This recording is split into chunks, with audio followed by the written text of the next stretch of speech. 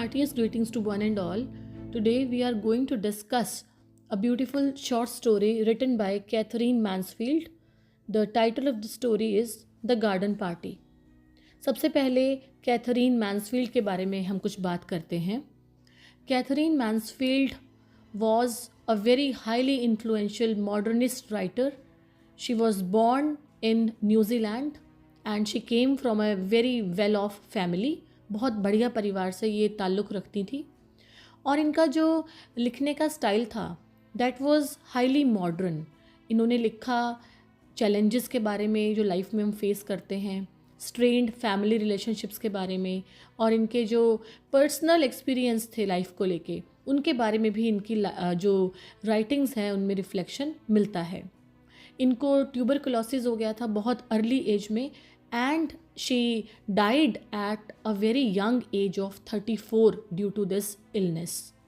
इनके जो राइटिंग्स थे उन पे एंटन शिखव का बहुत इन्फ्लुएंस है, वर्जीनिया वॉल्फ का देखने को मिलता है और इनके जो वर्क्स हैं उनमें जो थीम्स हैं वो क्लास और सोशल डिस्टिंक्शंस हमें देखने को मिलता है और एक जो transient nature of human experience है वो बहुत ज़्यादा इनका एक कंसर्न नज़र आता है उस थीम को लेके भी. और ये जो राइटर हैं ये बहुत एक साइकोलॉजिकल रियलिज़म के ऊपर भी बात करती हैं. जो एक कैरेक्टर्स के माइंड में जो बातें चल रही हैं उनका जो एक कॉन्शियसनेस जो उनका इंटरनल फीलिंग्स है उनके बारे में भी इन्होंने डिटेल में लिखा है. जो इनके नोटेबल वर्क्स हैं उनमें bliss, the garden party, other stories, prelude, the dolls house ये इनके मेन वर्क्स हैं. इनका स्टाइल बहुत मॉडर्निस्ट है, इमेजरी है इनके वर्क्स में और बहुत पावरफुल इमोशंस को ये बहुत अच्छी लैंग्वेज में एक्सप्लोर करती हैं. These were all the interesting facts about Katherine Mansfield and now let's discuss the beautiful work, the short story the garden party. Garden party is a short story that explores the themes of class division, mortality and the transition from innocence to awareness. बहुत सुंदर कहानी है, New Zealand में set हुई और जो story है वो एक ही दिन की कहानी है कि किस तरीके से गार्डन पार्टी की तैयारियां हो रही हैं, वो गार्डन पार्टी किस तरह से प्लान की जाती है, कैसे उसको पूरा एक सेंटर है शेरिडन फैमिली का और लास्ट में क्या कुछ इंसिडेंट्स होते हैं और लास्ट में क्या कैरेक्टर्स में चेंजेस आ रहे हैं, कौन सी अवेयरनेस आ रही है हमारे कैरेक्टर्स में. ये जो स्टोरी है ये बेसिकली डील करती है शेरिडन फैमिली से और इसमें भी अगर हम पर्टिकुलर बात करें तो लॉरा शेरिडन जो उनकी परिवार की बेटी है जिसमें सारे एक अवेकनिंग होगी इमोशनल लेवल पे, उसकी कहानी है. Now let's discuss this in detail. सबसे पहला इंसिडेंट है preparation for the garden party. एक गार्डन पार्टी की तैयारियां बहुत ज़ोर शोर से चल रही हैं. कहाँ पे चल रही हैं? शेरिडन फैमिली में. शेरिडन फैमिली होस्ट है जो पार्टी को थ्रो कर रही हैं, जो पार्टी ऑर्गेनाइज कर रही हैं. पूरा घर सजा रखा है, बहुत सारे वर्कर्स काम कर रहे हैं, टेंट लगा रहे हैं, बहुत सारे फ्लावर्स आ गए हैं और they are all creating a beautiful and elegant event. बहुत सुंदर एक पार्टी का होस्ट है Sheridan family. Laura she is one of the Sheridan children और इसको इस बार रिस्पॉन्सिबिलिटी दी है सारे अरेंजमेंट्स को ऑब्जर्व करने की, ओवरसी करने की. जो मिसेस शेरिडन है वो बड़ी हो गई हैं एंड शी वांट्स कि उनके बच्चे अब सारी चीज़ों को संभालें. तो लॉरा सबसे बड़ी बेटी है और वही गार्डन पार्टी को संभाल रही है because she is artistic also. उसके अंदर एक सेंस है जो सुपरवाइज कर सकती है, संभाल सकती है चीज़ों को. Next, news of the tragedy. अब पार्टी इन्होंने ऑर्गेनाइज कर ली लेकिन just before the party begins the Sheridans they receive a news. इनको एक खबर मिलती है. क्या खबर मिलती है कि एक मिस्टर स्कॉट नाम के आदमी थे जो पड़ोस में रहते थे और उनका ट्रैजिक एक्सीडेंट हो गया एंड ही डाइड. वो मर जाता है, पड़ोस में रहने वाला एक आदमी. बट ये जो आदमी है मिस्टर स्कॉट ये बहुत गरीब है. जो शेरिडन फैमिली है दे आर वेल्दी. तो क्लास इनमें डिफरेंस है, wealthy and poor. Sheridans are wealthy and Scott is poor. So Scott died in a tragic accident. This news deeply affects Laura. Laura जो हमारी सेंट्रल कैरेक्टर है, protagonist है, Laura जब ये बात सुनती है तो उसको बहुत बुरा लगता है.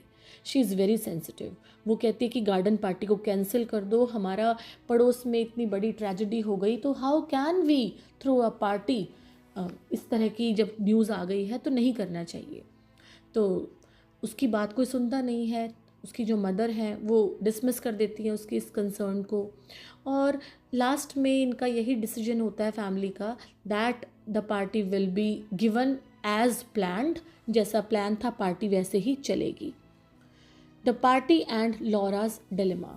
The party proceeds as planned. Party चलती है, full of music, laughter, elegance. जैसा प्लान किया वैसे ही पार्टी चलती रहती है। लॉरा प्रेजेंट रहती है पार्टी में, लेकिन बीच बीच में उसको कन्फ्यूजन्स होती हैं कि कैसे हम पार्टी कर सकते हैं जबकि पड़ोस में एक डेथ हो चुकी है। तो she struggles with her emotions inside. और ये इवेंट देख के पता लगता है कि जो शेरिडन्स हैं, जो वेल्दी क्लास है, वो किस तरह से डिटैच्ड है वर्किंग क्लास कम्युनिटी के स्ट्रगल से। उनके लिए कोई दुख भी आ रहा है गरीबों में तो वेल्दी लोगों को कोई फ़र्क ही नहीं पड़ रहा। ये मेन थीम भी है इस स्टोरी का। Next is the visit to Scott's cottage. अब पार्टी ख़त्म हो गई। अब मिसेस शेरिडन सजेशन देती है अपनी बेटी को कि जो बचा खुचा खाना है हमारा, ये उनको पहुंचा देते हैं। They are not that wealthy, तो इनको खाना बहुत काम आ जाएगा। लॉरा को बहुत बुरा लगता है कि कैसे हम अपना left over food Mister Scott के घर दे के आएँ। उसको बहुत ऑकवर्ड लगता है, बट उसको जाना तो था ही क्योंकि माँ ने उसे कहा था। तो वो वही अपना पार्टी का ड्रेस पहना हुआ है, उसने अपनी हैट लगा रखी है। इस पार्टी में, या हम इस स्टोरी की अगर पर्टिकुलर बात करें तो hat is a symbol of wealth. कि जो अमीर क्लास है जो वो एक हैट लगा रखा है, तो बार बार एक हैट का भी जिक्र आएगा। और ये लॉरा इसी ड्रेस में उनको खाना देने जाती है मिस्टर स्कॉट के घर। At the cottage Laura encounters a stark contrast to her own world. उनका जो घर है उसमें बहुत ज़्यादा डिफरेंस नज़र आता है लॉरा को। एक बिल्कुल अंधेरा सा है उनके घर में, और वो देख के she felt deeply moved by the sight of Mister Scott's body. वो देखती है और उसे लगता है कि क्या मतलब हम कैसे जीते हैं और ये लोग कैसे जी रहे हैं। And she founds Mister Scott's body. उसको लगता है कि बिल्कुल ये शांति से सो रहे हैं, ऑलमोस्ट ब्यूटीफुल इन डेथ। उसको देख के डर नहीं लगता स्कॉट की बॉडी को देख के। उसको लगता है कि कितनी शांति से, बिल्कुल कामनेस से, कि हम लोग इन पार्टियों में उलझे हुए हैं, इस क्लास डिवीज़न में उलझे हुए हैं। And look at Mister Scott, the one who is already dead, कि वो शांति से इन सब झमेलों से दूर आराम से सो रहा है। For the first time Laura confronts the reality of mortality. इस टाइम लॉरा को जो है सेल्फ अवेकनिंग होती है कि वैसे ही हम इन लाइफ की ट्रिवियलिटीज़ में, उलझनों में अपने आप को लगा के रखते हैं, जबकि जो रियलिटी है वो इससे बहुत अलग है। Ending and reflection. Overwhelmed bye emotion Laura leaves the cottage. अब लॉरा ये सब देख के उनकी स्कॉट की बॉडी को, वो जाती है अपने घर की तरफ। Making her way back up the hill towards home Laura encounters her brother Laurie. और रास्ते में इसको लॉरी मिलता है और वो अपने भाई को देखते ही, लॉरी उसके भाई का नाम है, उसको हक करती है and she begins to cry. वो रोना लग जाती है। Laurie asks how her visit went. Laurie पूछता है कि कैसा रहा तुम्हारा वहाँ पे। वो कहती कि मेरे को बहुत अच्छा लगा। She is unable to articulate her complex feelings about life. वो बता ही नहीं पाती कि कैसा वो फील कर रही है, बट लेकिन कुछ ना कुछ उसके अंदर था जो बहुत चेंज हो चुका था। लॉरी जानता था कि वो उसको बता नहीं पा रही, एक्सप्रेस नहीं कर पा रही थी, but something has changed in Laura. और लॉरा को पता लग जाता है कि कहीं ना कहीं लाइफ की जो रियलिटी है वो अलग है।